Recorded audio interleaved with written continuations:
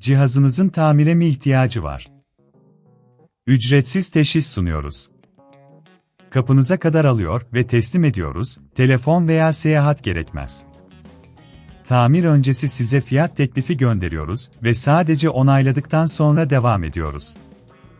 Kolay, şeffaf ve profesyonel.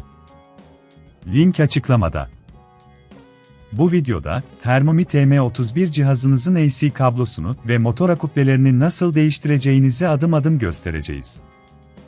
İlk olarak, kullanmanız gereken temel aletleri tanıyalım.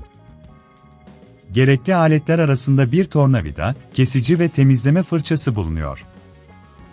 Bu aletler, işlemi kolay ve güvenli bir şekilde gerçekleştirmenizi sağlayacak.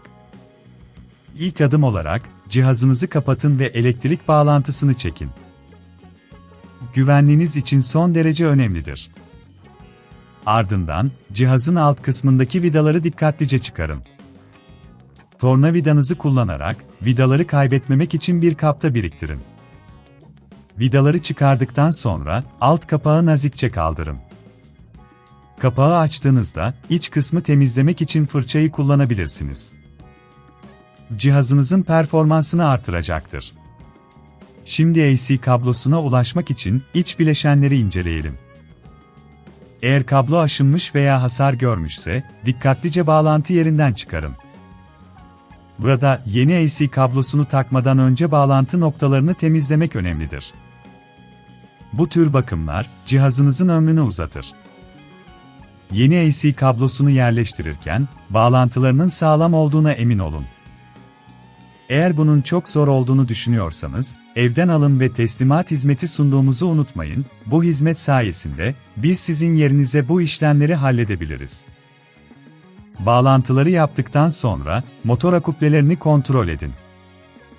Eğer motor akuplelerinde de bir sorun varsa, bunları değiştirmeniz gerekebilir.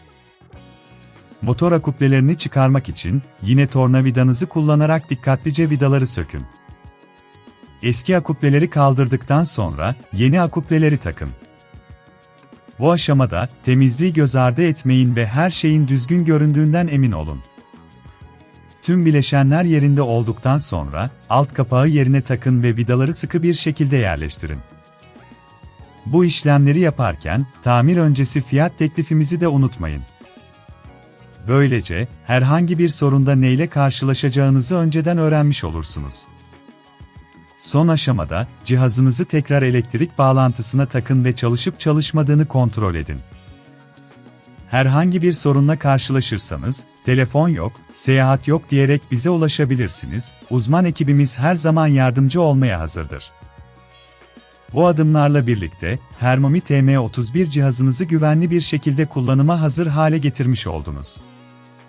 Cihazınızın tamire mi ihtiyacı var? Ücretsiz teşhis sunuyoruz.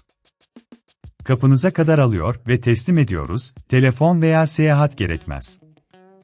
Tamir öncesi size fiyat teklifi gönderiyoruz ve sadece onayladıktan sonra devam ediyoruz.